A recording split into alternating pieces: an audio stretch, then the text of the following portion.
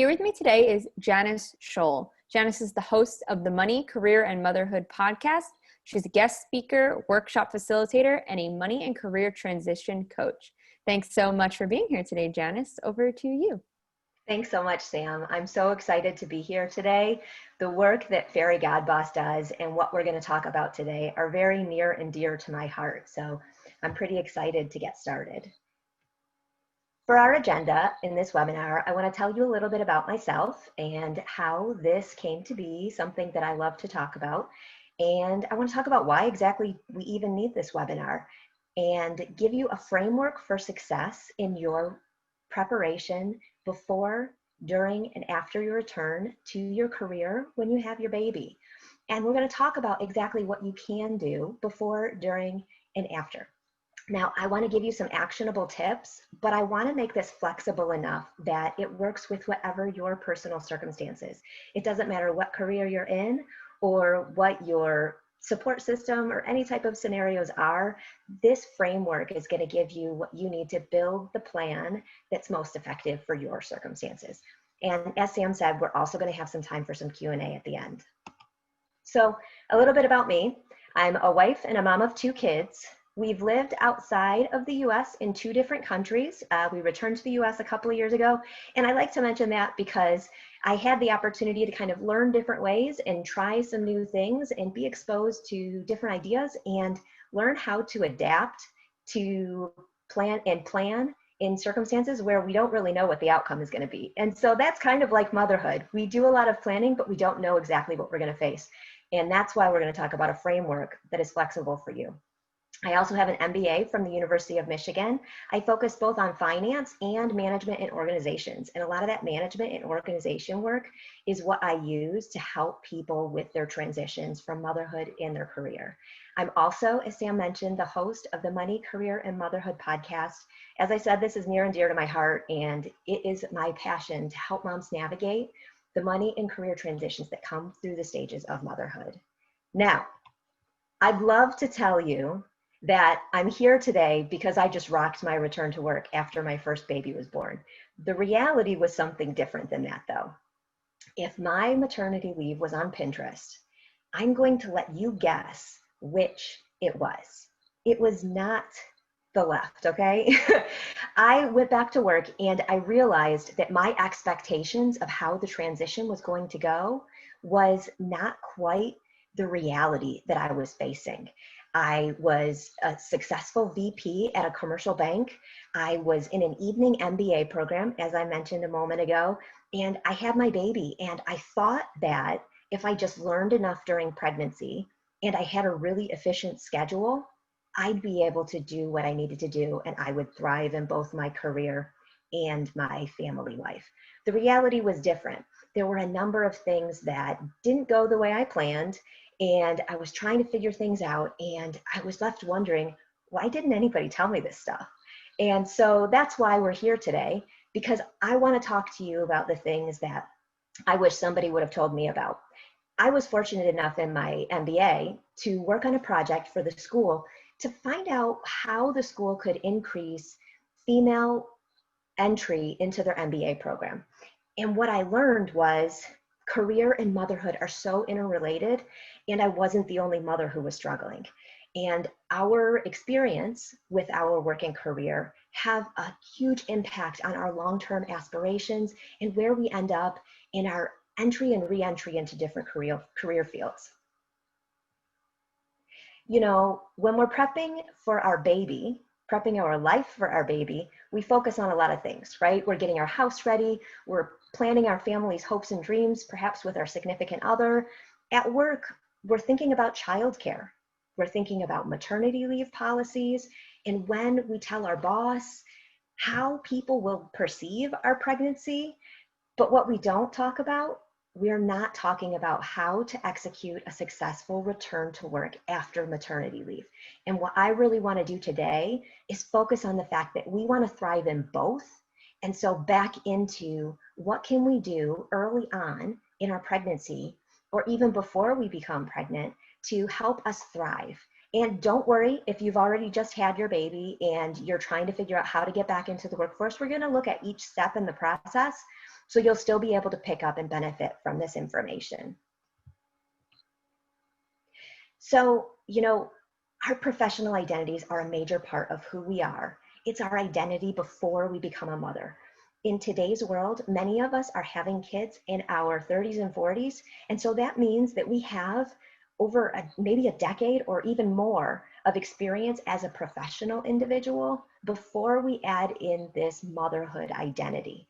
And what I want everyone to know is that the motherhood identity is going to be equally big and important as your career, and it will affect everything that it touches. Motherhood is not just something that you figure out how to schedule around. We really have to find the space to incorporate both of these identities into our lives. So we need a framework. We don't want an overly prescripted step-by-step process that is going to say, if you do this, then this will happen. Because the reality is, like I said, we're all in many different career paths. We have different mindsets and we have different personal circumstances. And like I found out, our babies have their own personalities and their own wants and needs as well. And so what we need to do is have a framework that we can simply walk through to help us identify what are our expectations, what's the reality of those expectations, how do we prepare for the possible outcomes, and then how do we make sure that we're communicating with the people we need to along the way so that we can maximize our potential both at work and at home.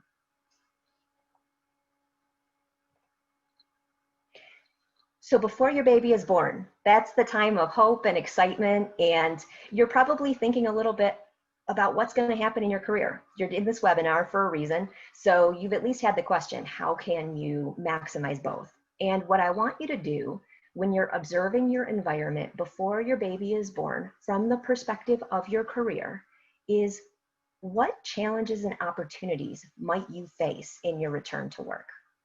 You want to anticipate how much your work environment might actually impact your return to work.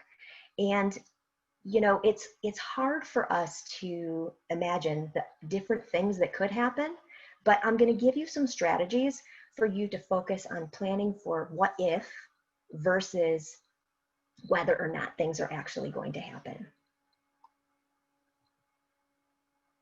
Now, your work environment is the first place you're going to take a look at. And I really want you to focus on what is the company culture like from the perspective of a working mother. Imagine how your company's policies and procedures would affect you as a woman and as a mother. Do you have family-friendly policies in place that allow for maximum flexibility? Or do you have a be-seen culture where you have to have kind of butts in chairs in order to be recognized for the work that you do? Are there many women in the workforce who are thriving both at home and in their career at your workplace? What are the working mother biases that you see in the office? The reality is, unfortunately, there are bias towards working mothers. And often one of them that I hear from women is that once they started their family, they felt that they were put on the mommy track. So do you feel like women who are in your workplace feel that they've had to take a step back in their career? Or do they feel like they continue to thrive? Understanding the environment and then the community. Do you have people within your workplace who can help support you as you make the transition and as you have questions? And really role models to look to that are being successful in a way that you want to be successful. And then you want to think about structure. So I think that one way to think about structure is from the perspective of a teacher's day. If you are a teacher, we know you have a really structured day. That's going to present certain challenges to you and then also give you some consistency in other ways. So if you're a teacher, you know that you have a specific schedule, which is going to have to be something that you're going to have to work around if, for instance, you decide to continue nursing when you return to the workforce. It also means that you need to have real specific plans in place for if you need to, if your baby is sick, you only have so many sick days as a teacher. And so understanding your support system is going to be even more important because it's not something that you can easily do to work from home. Do you have a predictable versus unpredictable work schedule? So as I mentioned, a teacher's got a real predictable schedule. They know exactly when they need to be at work from the beginning of the school year on through the end of the year. Other careers, mine for instance, in commercial banking, we're really dependent on our customers and clients to understand their needs and be available. So it's a really unpredictable schedule.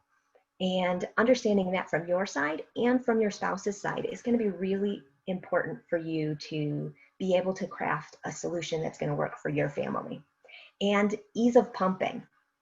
This again, at school, if you're a teacher or if you're in a work environment that hasn't had a woman who has been pumping before, they may not have an immediate solution that they know exactly where you should go to pump. There are requirements to allow you to be able to do so, but the reality of how that looks in practice can vary from workplace to workplace. And so it's going to be important for you to observe your environment and understand those different things before you leave on maternity leave and come back.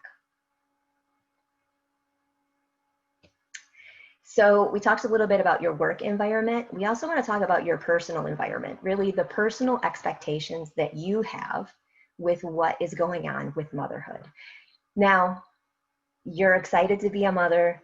You have certain expectations about how that's going to go. But the reality is even we have bias about mothers. We all have certain expectations and we all think things go a certain way. Understanding and unpacking really your mindset with motherhood is important. Do you fear that you will have to slow down in your career when you hit your motherhood years? Or do you think you can keep going at the exact same place and time? Do you feel that you are going to have to be the only one to do the parenting or the child-related things in the early times because you're going to be nursing? Understanding that about yourself, understanding if you're a type A type person and you feel like you're concerned because it's going to be a struggle to do everything you want as a mother and in your career. Unpacking that will help you understand how to move forward and how to prepare your lifestyle for when you do actually return. Time and opportunity costs are something that I talk with mothers about all the time. And I want you to look at the efficiencies of your day at work and understand where you see opportunity for improvement. Because as a mother, your time just narrowed dramatically. And I find that a lot of mothers get frustrated by things after returning to work, by things that they didn't necessarily get frustrated before. And let me give you an example. If you work for a company that has lots of meetings, and sometimes those meetings don't feel like a really effective use of your time, then that can be a frustration before you have a baby. But after a baby, when you have so much more to do, when you have to race to daycare, and when you have to spend time with your baby, unpack the bottles, do a lot of cleaning and prepare for the next day, can really increase your level of frustration at a time when you're already feeling a heightened amount of stress. The other thing I want you to consider is, what is your personal financial situation? It does happen sometimes that after having a baby, a woman will decide that she wants to take a longer maternity leave or make a change in her work schedule. Perhaps work part-time to transition back into your employment. But understanding what financially your family has the capacity to do is really important before you hit that phase where you may be making the decision. Again, you want to just understand the environment and the context so that when it's time to make decisions and execute, you just have to execute. You don't have to say, oh gosh, what should I do? Understanding your support system, who you have access to. Are you living in a new city, in a place where you don't know anyone? Or are you living down the street from family and friends who are happy to help you as you transition back into work? Those are going to have major implications for how you're going to handle things. And childcare, of course. is super important for you to consider as you're transitioning into the workforce. And then career intentions. Write down what exactly are your career intentions over the next year and over the next few years, so that you can look back and see if those remain the same after parenthood or if they change, and you can adapt from there. Now, I just want to take a look and make sure that there's not any immediate questions that are popping up that are important to answer at this moment. It looks like it's okay. I see that there's a question about whether this will be recorded after, and it will be. So I'm happy that this will be shared for everyone that needs it afterwards.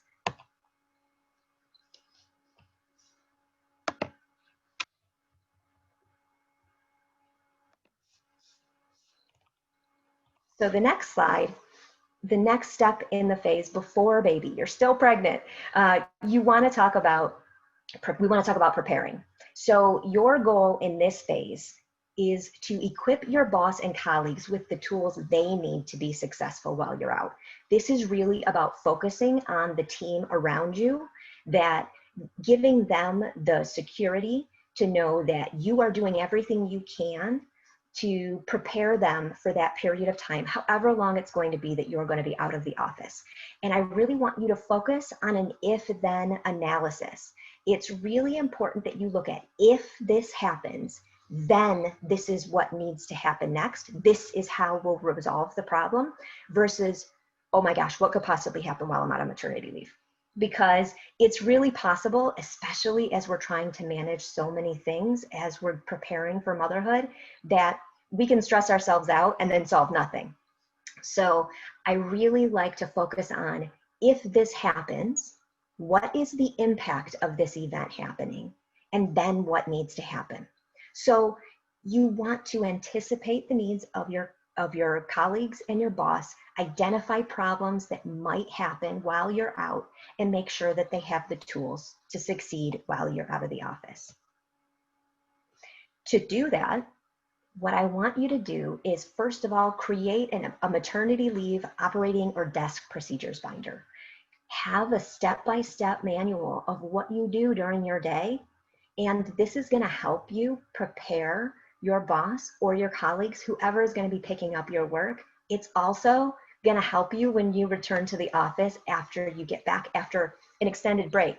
You know, it might be 3 months, it might be 6 months, it might be 6 weeks, but whatever it is, you're going to be coming in, you're going to possibly be a little more tired than you were in months past, and you're going to have had a break from your work. And so giving your colleagues that support while you're out, and then having that to fall back on when you return, is going to be great. You want to improve all the efficiencies that you can in your day. The reality is, you're one less person at the office. And so any time that you can save for the people who will be doing your work while you're out will be greatly appreciated. And it will be recognized by your boss that you're doing your best to remain engaged until the end. Keep a running list of the pending items that you're working on. Now, this is important. Keep it updated on a daily basis as you transition to those days closer to your maternity leave. You are going to want to make this like most of what you do during the day. It should start as doing your job and then quick updates, but then giving more and more details as you hand off your job to someone else as you get ready to leave. This updated list is going to give them the ability on a day-to-day basis to just jump right into your job whenever it happens. Anticipate that you might not hit your due date.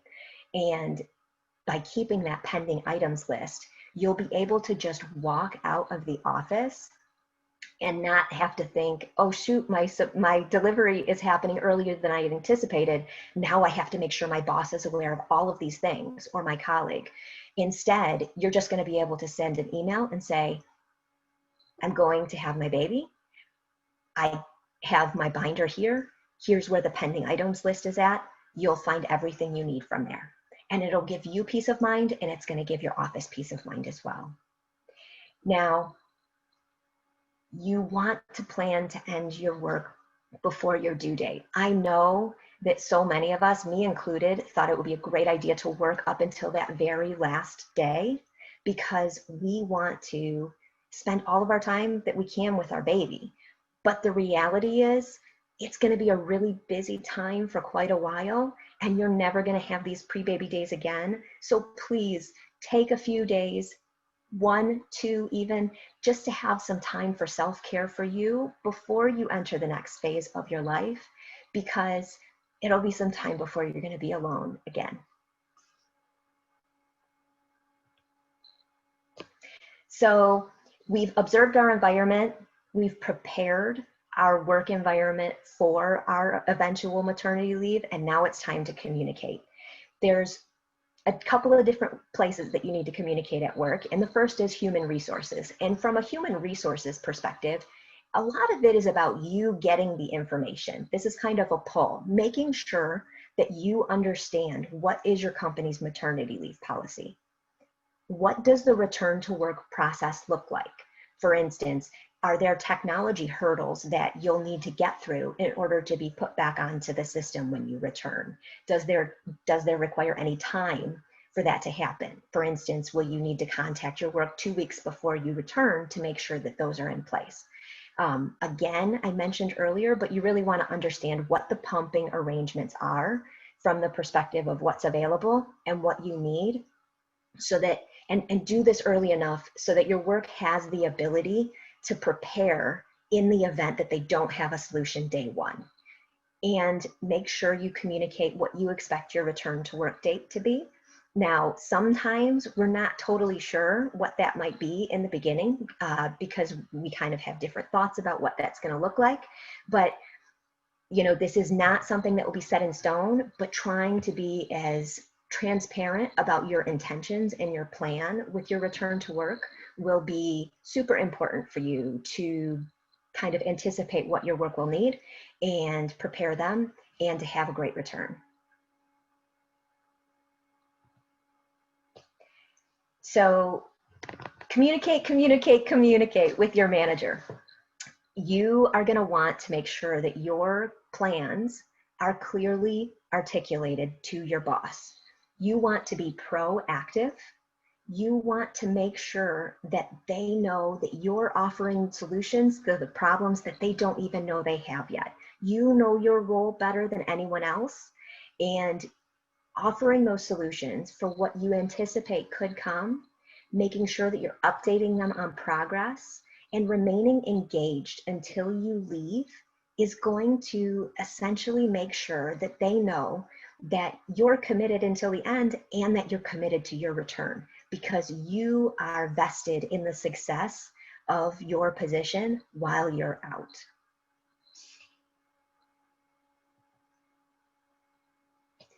Congratulations, you've had a baby and you've now hit the maternity leave stage. Now, I'm going to be totally honest with you. I was so nervous about how I would make it through my 3-month maternity leave with my first without being super engaged with work.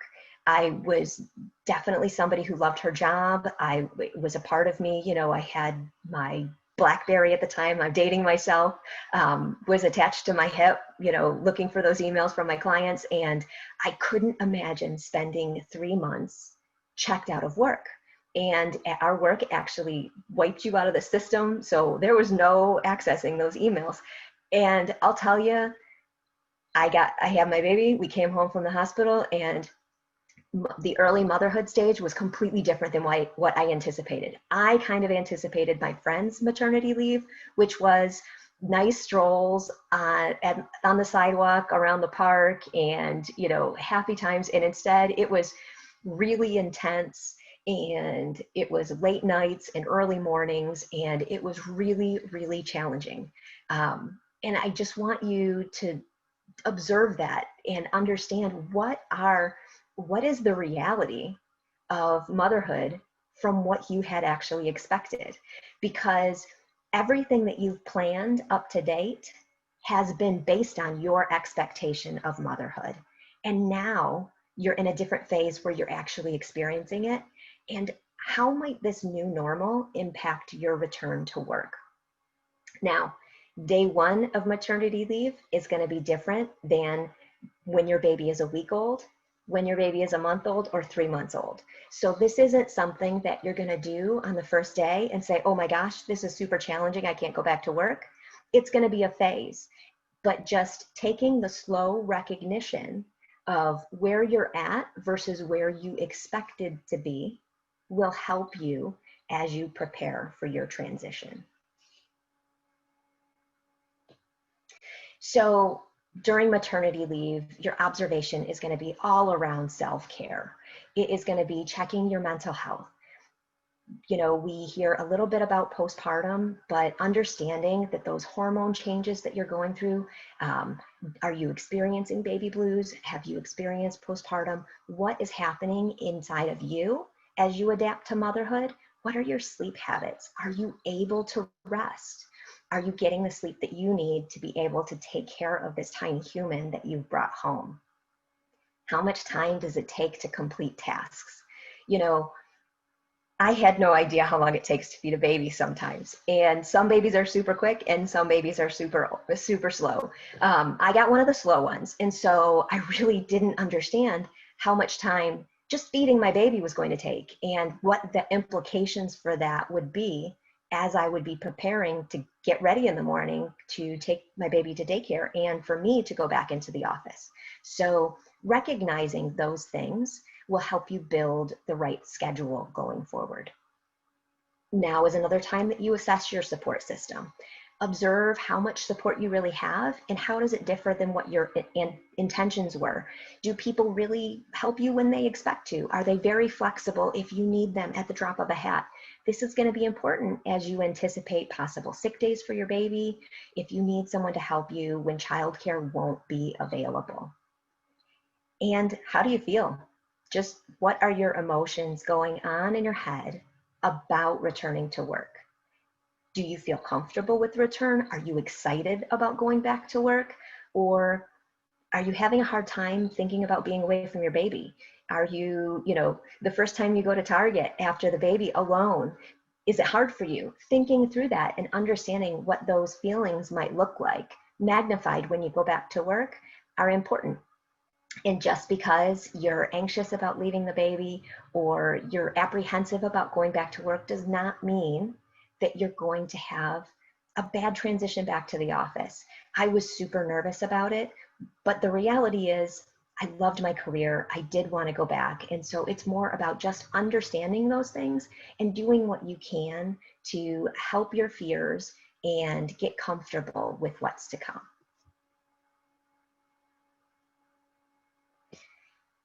So you need to prepare when you're on maternity leave for your return. You're going to be a busy mom at home with your baby, and you're going to be soaking up all those baby snuggles, but there's some work to be done here too. And the first thing you want to do is you want to stockpile as much as you can. And by that, I mean, whatever you're feeding your baby, stockpile it. However you're feeding your baby, stockpile it. Whatever you need to eat, so much of it is about food.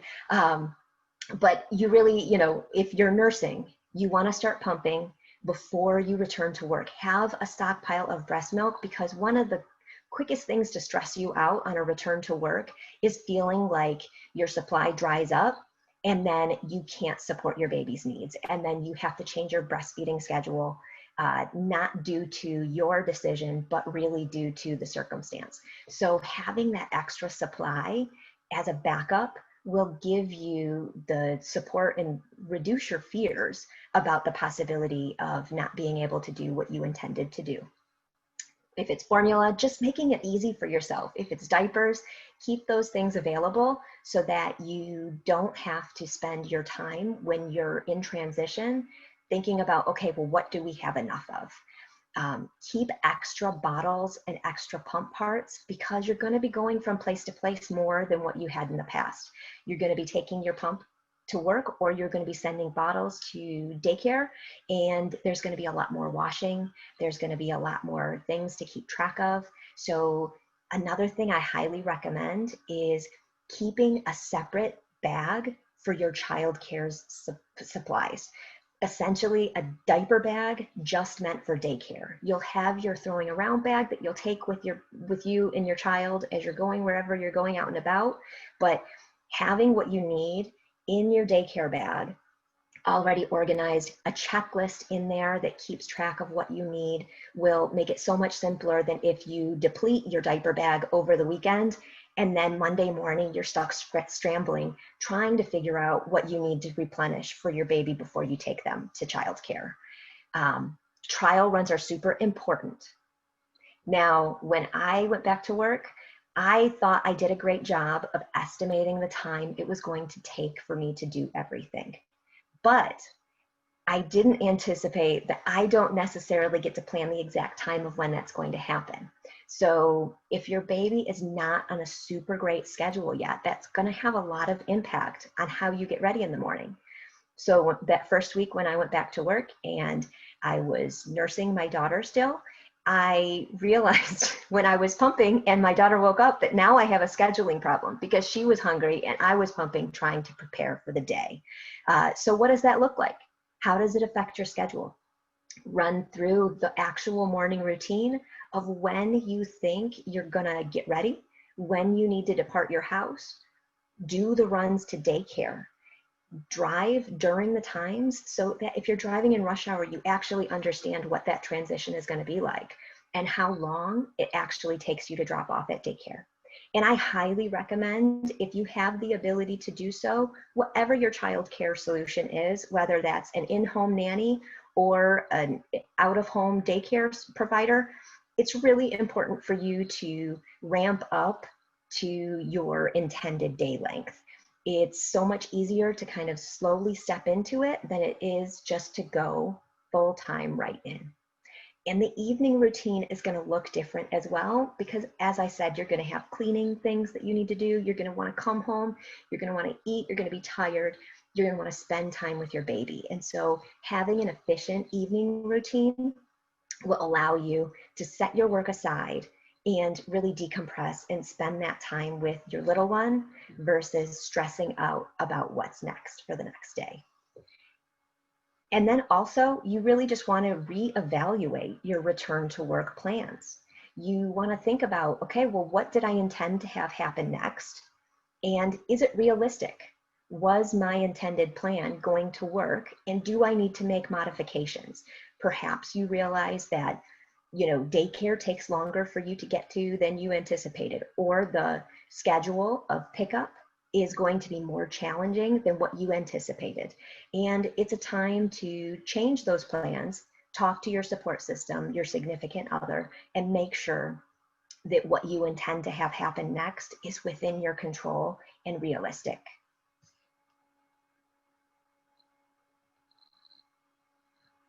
So during maternity leave, you're going to want to communicate. And there's a few different groups, if you will, that I want you to communicate with.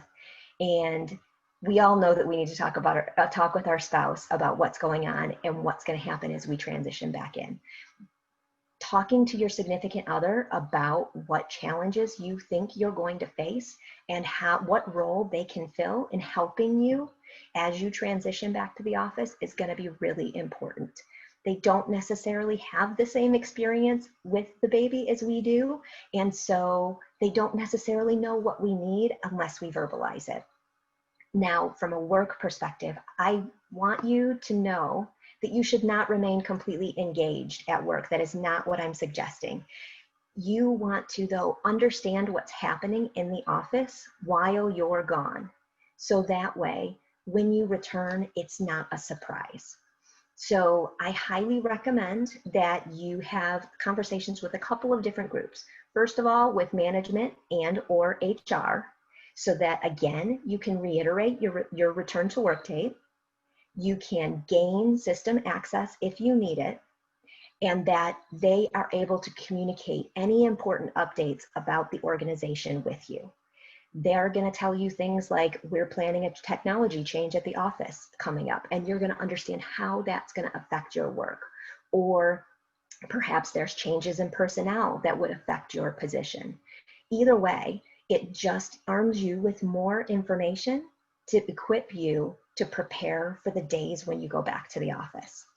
And I also recommend picking one or two colleagues that you trust and that can give you honest information about the work environment. I think, we're living in a time of unprecedented change that happens really quickly, especially in places of employment. And so we want the management story, but it's also good to have the context from a trusted colleague whose opinion you value to know what's the real story about the people that you're working with and what they're experiencing.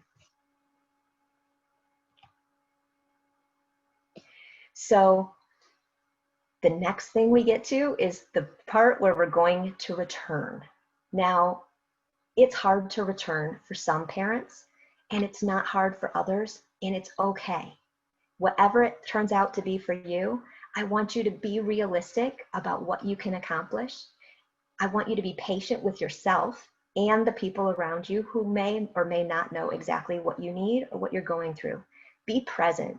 Pick to be present at the office when you are there, and pick to be present with your baby when you're at home. Be flexible. You're going to have a plan in place. You're going to have done everything you can to prepare. However, changes will have to be made once you have more information. And be honest. We, in the workforce, we focus so much on highlighting our strengths. We don't want to focus on our weaknesses. We don't want to talk about them. But the reality is, when we're honest with ourselves and with those around us about the challenges we face, that's when we find solutions. So don't just go through this alone. Make sure that you're honest and you're communicating with people as you go through the process. So when you get back to the office, again, the first thing you want to do is observe. You're going to observe, what is the stress you're feeling in the morning and your evening routines? Are there things that you can tweak in the plan that you put in place that will help you alleviate that stress? Do you feel like you don't have enough time? Are there things you can do the night before, or can you wake up a little bit earlier to be able to alleviate some of that stress? What does the office feel like? Does the time being away from your baby stress you out? Or are you feeling overwhelmed by the need to catch up to where you were before you left the office? You may or may not be able to address that stress directly, but observing it and understanding that it's a factor that's contributing to your overall satisfaction at work or at home is going to be really important. And then, what are the changes in the work environment? Hopefully you had a chance to talk to your boss and with a colleague about what's been happening in the office since you were gone. But what does it feel like? What changes do you see that you didn't even anticipate? What is your support system again? Do you have reliability of your childcare? This is a time when sometimes you realize that your childcare is not as reliable as you anticipated, or that the person that you thought was going to be able to pick up on Thursdays isn't necessarily able to do so. So identifying those potential stressors and, if needed, making changes is something you want to watch. Again, that time opportunity cost. What's your frustration level with the way you spend your time at the office? And what's the opportunity cost for being there? Do you feel like you're missing out on things at home? Or do you feel like at home you're missing out on things at work? And how can you address those and make the challenges more efficient from a time perspective? And then, how has your perspective changed? What do you think about from work today versus what you thought about the day before you left on maternity leave? And consider your perspective going forward. As our children age and as our family develops, our perspective on our career and our family will continue to evolve. And so checking in with yourself and really observing, again, that personal environment that you're bringing to your career is going to be super important. So when you return from work, you want to do some things, and it's going to be hard to do what you need to do and not do too much. I find more people take on too much when they first return versus not take on enough and not be aggressive enough. And so you need to set boundaries. You're going to want to get back into it, but make sure that you ease into your transition to the best of your ability and what your work circumstances allow. set boundaries. Again, keep that idea of being present where you are, because that's going to help you set boundaries. Many times we feel like work encroaches on our home life, but sometimes it's because we're letting it happen. So make sure that you're setting lines that you won't cross at home, because work can often take up more hours of the day. Prioritize. Again, the opportunity cost is going to be a real challenge. So making sure that you are focusing on the most important aspects of your work and what you need to succeed is going to be really important, because there may be some things that you have to let go that you haven't thought about letting go before. And you want to build your mom network. Now, I told you that my maternity leave and return to work wasn't super easy. And when I first got back into the office, I felt like I was the only mom who couldn't hack it. You know, I thought that I was the only one struggling, and I couldn't understand why, because this was really the first thing that was this hard for me. And I just really struggled to talk to other people about it. First of all, because I worked in a male-dominated industry, but there were some women that I didn't want to admit that I was the one who was struggling. Once I got the courage to do it, and really I got the courage just because I reached the point of capitulation, I realized that we all had our own circumstances.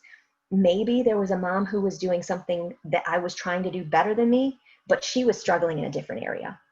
And building that network of working mothers and role model mothers in my grasp to have conversations with, to commiserate on the challenges and to help me find solutions, was crucial for me to become successful after I returned to work. And it really honestly allowed me to ultimately stay in the workforce when, at a point where we were really facing some challenges, I thought that I was going to have to leave. So please build that network and be honest with those folks, because, and be a resource to the other moms. You're going to learn quick about the challenges and the rewarding successes of being a working mother, and help those moms behind you, because they're going to need it too. We say it takes a village to raise a child, but I really think it takes a village to raise a mother as well. And then plan for the future.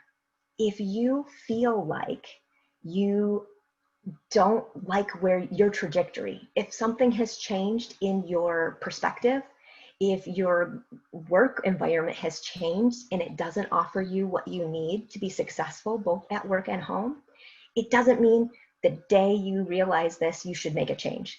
But start to think about your future and what you want and what you need to be successful at work and at home. Plan for the future. And what that means is, if you are looking at your full-time career and you do want to transition into part-time, making the financial plan to make that realistic and possible for you would be an example of something you're going to want to do. Or if you realize that, you weren't loving your career before the break, and now that you're back and you're getting more frustrated, it's kind of accelerating a career change. Think about ways that you can slowly take steps every day toward that next path, because you're going to have less time. So you're going to want to take smaller steps and build over a longer period of time in order to get where you want to go.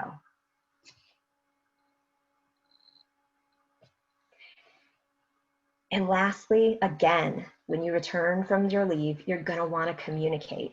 You're going to want to communicate with your management and your colleagues. And I want to advocate for really having honest conversations and not telling yourself the story about how your colleagues or management will react. And, when we don't articulate what our needs are at the workplace, we aren't giving our employer the opportunity to craft a solution for the circumstances. So if you need to make changes in your work schedule and you're saying, oh, well, nobody's ever done this at work before, they're never going to allow it. Well, until you try, you don't know. So please try. Many times I talk with women, it's the stories we tell ourselves that hold ourselves back. But when we actually go and advocate for ourselves in the workforce, it works out and it's okay. I talked about that mom village. I think it's so important. And every single day I talk to women, They don't get through it alone. They get through it with their village. Make sure that you are communicating with your significant other and your support system. Now, life is full of surprises. You never know who you're going to meet that will change your life forever. It's really true that babies are their own little creation. They have their own personality. They have their own way of doing things. They are going to change your life in so many amazing ways, and they will change your career. But that doesn't mean it has to be a negative. It just means it's something that we prepare for. And I hope that gives you some good examples of things that you can do through your progression into motherhood and prepare your career. And I want to just check to see if we have any questions at this point, perhaps Samantha, and then I can go ahead and tell some stories of some examples of ways that women have transitioned. Yeah, that sounds great. Thanks so much, Janice. We had quite a few questions come in, so let's start off with the first one that came through. Erin has a great question here. She wants to know whether or not you recommend mentioning to a potential employer if you're pregnant or not during your interview process, especially if the employer is looking to hire someone, ASAP for a position. So legally, you are not required to do so.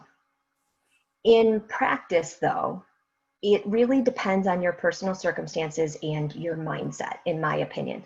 Now, I know women who have not told their employer, and I know women who have during the interview process. One of the challenges, if you talk about it in the interview process, one of the challenges is if you don't get that job, now you might question if the pregnancy had an impact. Legally, an employer is not allowed to use that against you, but the reality is you could have that question in your mind. On the other hand, a lot of women I talk to are really apprehensive of being hired and then right after having to tell their employer.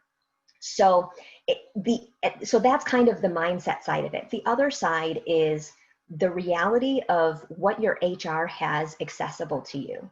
A lot, the legal requirements for maternity leave are dependent upon the size of the company and how long you've been with the company. So what would be the worst case scenario is that you wait to talk to an employer, you tell them after, and then you find out that the maternity policy, A, doesn't apply to you, or B, isn't what you need for your pregnancy. And so, I can't give you an answer that whether you should or you shouldn't, but hopefully that gives you some perspective on what some of the benefits or challenges could be to having that conversation. Yeah, now, I will tell you, and I will tell you that, the women that I do know who have managed a pregnancy through interviewing have had great stories. And this is an example of a time when I find that the stories we tell ourselves sometimes are worse than the reality. And so in both cases, the women I know who told before and after have had favorable outcomes. Perfect. A question from Eleanor here. Can you talk about being on track for a promotion before you leave for your maternity leave and picking that back up when you return to work without being set back? Yep. So I think that this is kind of the biggest working mother bias that we are concerned with, and is probably the one that's the most realistic when we first return. And I advocate that as soon as you transition back into the office, first of all, have the conversation when you're pregnant. Again, communicate with your boss. Make sure they know your career plans. Make sure that they know that you want to remain on that track and that you will be top of mind even when you're out of the office. Then when you return, take your period of time to transition back into the office, and straight away, get back in your boss's office or whoever you need to get in front of to reiterate the fact that you remain committed to your career and that you want this opportunity. You need to make sure that there's no need for them to have a bias for your personal circumstances, because really understanding you is what you need them to do, not understand what maybe in context they think women with children want to do. That's awesome. I love that.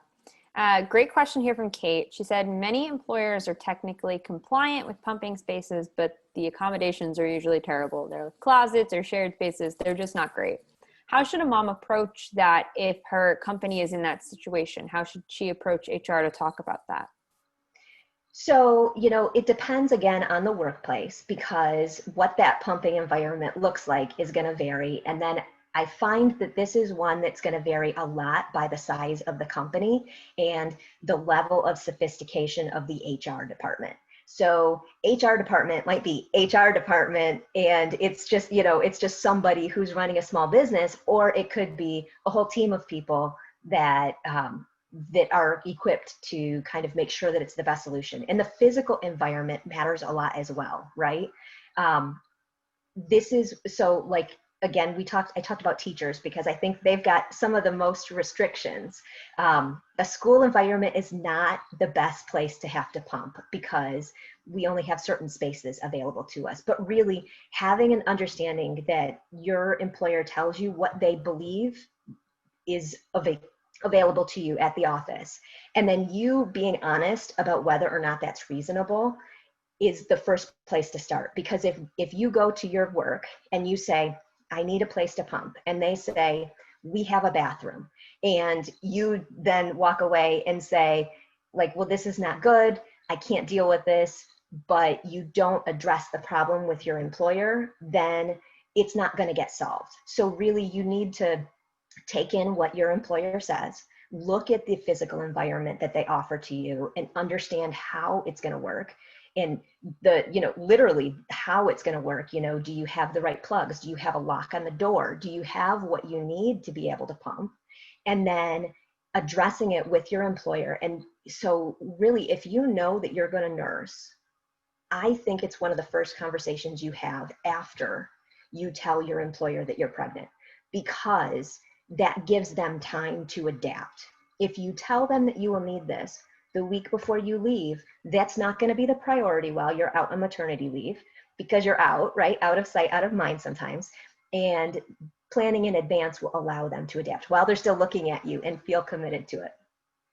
Awesome. Okay, Janice, do you have time for just like one or two more questions? Is that Absolutely. Okay? Awesome. Melissa here asks, do you have suggestions for finding that mom village when we're all working remote? It's a bit harder to find other moms to bond with when we're all at home and no longer in the office space. I like that question. Yes.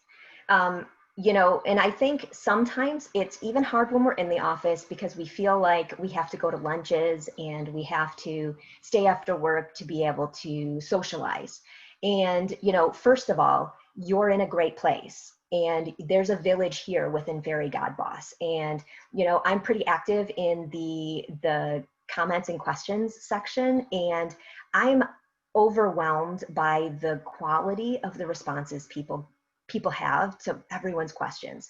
So first of all, being in a place like this is perfect for you because you're going to find some people who are maybe you're not going to build a relationship with in your first conversation, but you are able to get the support and honest responses from people in some place like here online.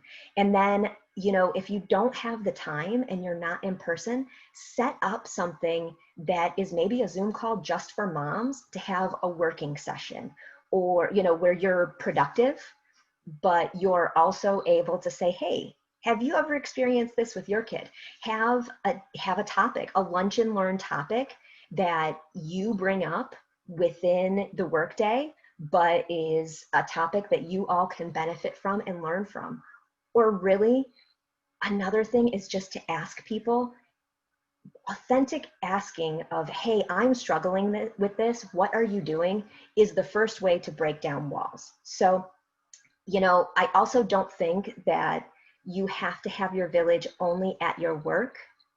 I think looking to your network at home, your friends and neighbors, there's lots of working women today, and it doesn't matter what age they are because you can have role models at every different age of parenthood. But I'll tell you, I have found that asking a woman what her decisions were with her career once she became a mom is something that you can ask virtually all mothers, and they will be open and honest with you in the first couple of minutes of conversation. So I think those are the first steps are A, find it at your office by having lunch and learns and setting up work groups specific for working mothers. And then B, find a community like Fairy God Boss.